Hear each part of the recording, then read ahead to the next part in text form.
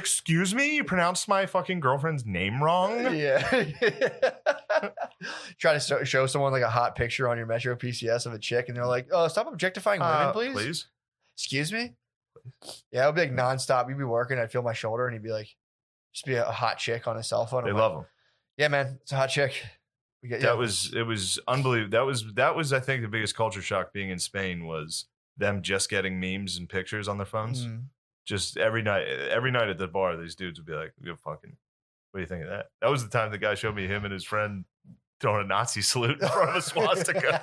And I was like, "You know, you guys got some fascists in the bar?" And the bartender was like, no fascistos, no. I was like, "A guy just showed me a picture of him in front of a flaming swastika." I was like, "Yo, you want to see something cool?" I was like, "Dude, that's not that cool. That's wild." Damn, dude, he took a chance.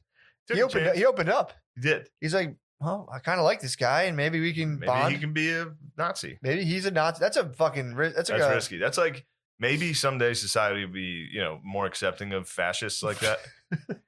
But for now, that's like being a gay dude back in the day, where you were like, "True, do you want to hook up?" And then you just tapped your fucking foot, shot, and beat up. He tapped your foot under the stall. Yeah.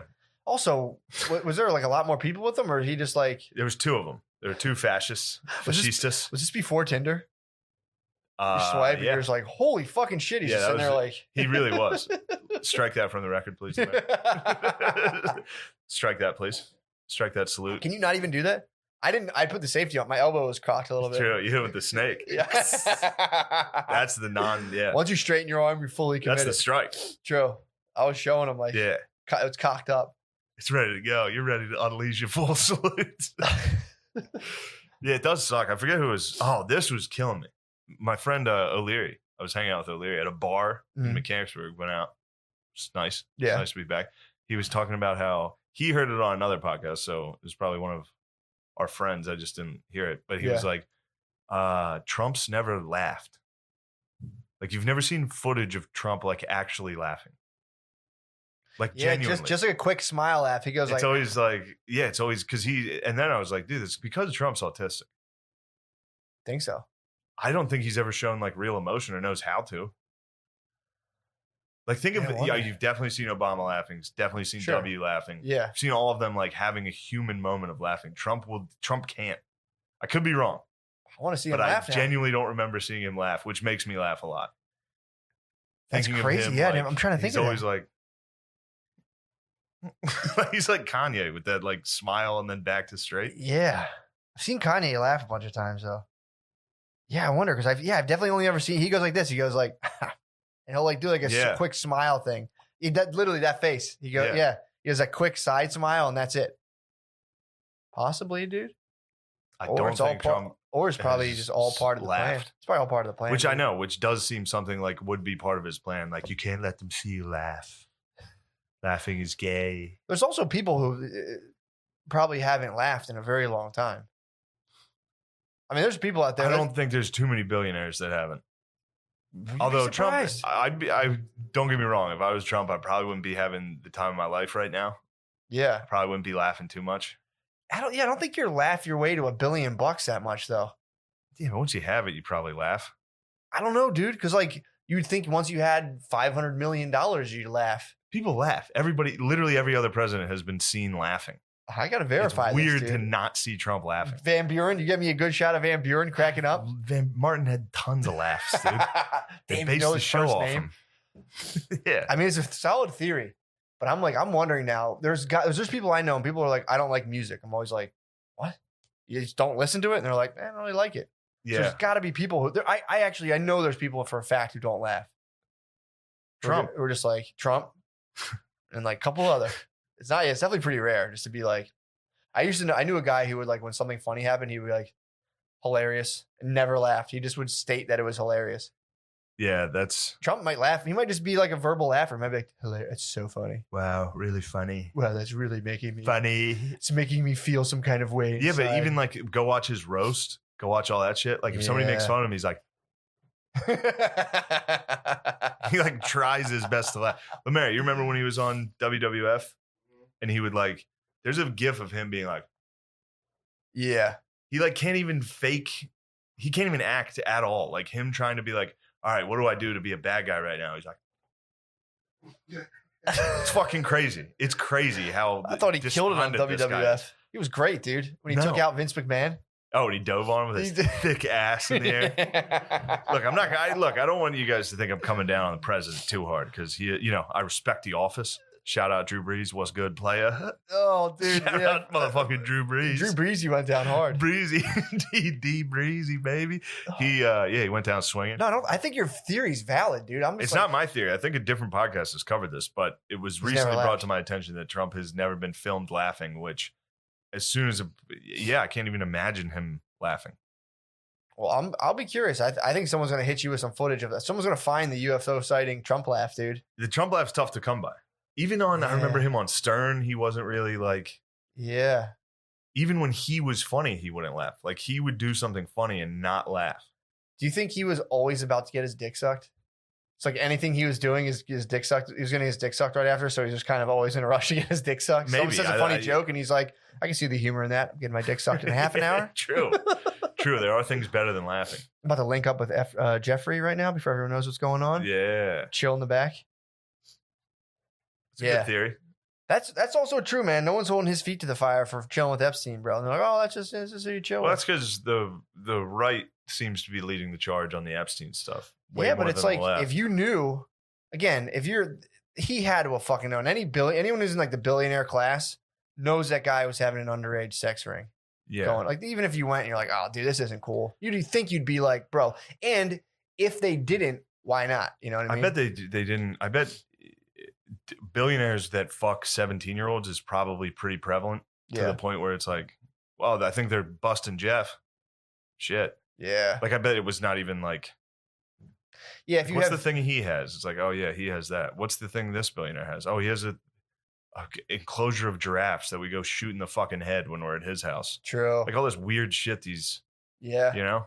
Or so like I bet the sex rings of, I was gonna say hot 17-year-olds. Yeah. Well, the marketable 17-year-olds, sexually marketable. No, I think it does range from like what was that age range Epstein was working with? I think that was like 14. I think he got a little low. Might be hitting some 30. How low can you go? He was probably hitting some 30. On the boat. So, and obviously too, like once you're in that, like once you start selling coke, someone's going to ask for some heroin. So like if you're the man getting 13-year-olds, bro, hate to break it to you, you're also the guy getting 6-year-olds, 7-year-olds, or the dude who does. How do you break into that conversation? Like, say you and me have a nice, healthy 17-year-old ring. Sure. All right? Just a red-blooded American 17-year-old sex ring. We're supporting young sex workers. It's like, do you break into that by being like, yeah, man, there's nothing wrong with this. This isn't pedophilia, but like, God, isn't it weird when dudes like want to fuck like a 9-year-old? Yeah. That's weird, right? Yeah, like, that's kind of weird. I don't know, man. I thought about it. I don't know if it's that weird. Do you want to get some 9? Do you want to try or just be like, my cousin does that. You got to eat. He's wild. He's wild. He's wild. I tell him, I'm like, you got to fucking knock it off. Like, I like blondes, big tits. He likes 9-year-olds. And, he's crazy. Look. He's crazy. I can get him over here. You should meet him. He's crazy. But yeah, he's going to bring some over. I'll tell him that. You want me to bring him? Yeah. I would bring him. I'll bring him over here. I think they're like 12. Damn.